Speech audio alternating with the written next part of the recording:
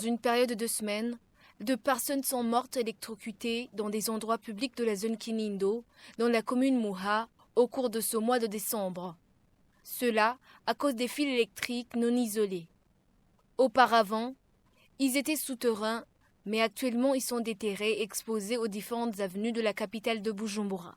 À la sortie de la messe du réveillon de Noël, une jeune fille de 20 ans a glissé, puis elle est tombée dans des câbles électriques, malheureusement dénudée, devant la paroisse Regina Pacis de Kinindo.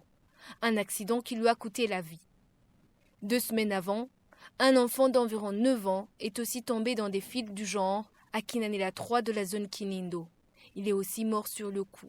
De telles installations se remarquent aussi à Kinindo, sur l'avenue Nwarane, à Mutanga Sud de la zone Rohero, dans la commune Mukaza, sur l'avenue Sigouviaye, et dans une parcelle à Mutanga Nord de la zone Gihosha en commune Nahangwa, sur l'avenue Nyarugongo. La propriétaire l'a signalé maintes fois à la régie des eaux, mais cette dernière n'a pas répondu à l'appel. La femme est très préoccupée de cette mauvaise installation. C'est une menace et une grande menace. C'est une grande menace. Ici, on n'est pas à l'aise quand on doit travailler dans la parcelle.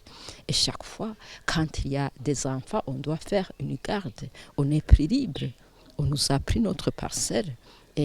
Et on ne sait pas, même quand les oiseaux se promènent dans l'air, il y a chaque fois, on a toujours peur des courts-circuits. Au départ, on nous disait qu'on va venir bien les installer. Mais quand on y a été pour la dernière fois, on nous a dit que les câbles appropriés étaient en commande. Mais on a attendu, et jusqu'à maintenant, tu vois que c'est toujours comme ça. Et nous avons peur. Nous avons peur, vraiment peur. Le directeur technique de l'électricité à la Régie des eaux dit qu'il s'est rendu compte de ces installations après la mort de ses 2 enfants. Un problème de matériel est à l'origine de ces incidents, affirme Wilson Tangishaka.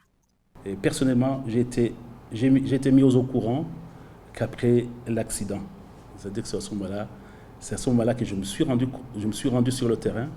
J'ai pu visiter presque tous les quartiers en compagnie de mes techniciens après une réunion, justement pour circoncire la question en général, afin de se rendre compte de la situation, surtout dans les quartiers de la capitale de Bujumbura. Que c'est par manque de matériel adéquat pour faire des réparations suivant les normes et dans les délais. Nous allons utiliser les moyens qui est à notre possession afin de les enterrer. Quel que soit, nous allons les enterrer.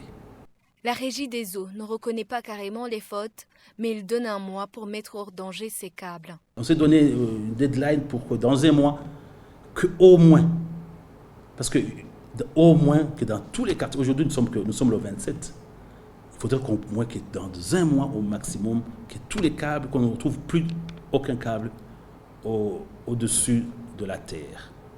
La SOGEPAE, une association qui lutte pour les droits des enfants au Burundi, promet de déposer une plainte contre la Régie des eaux pour rendre justice à ces familles éprouvées.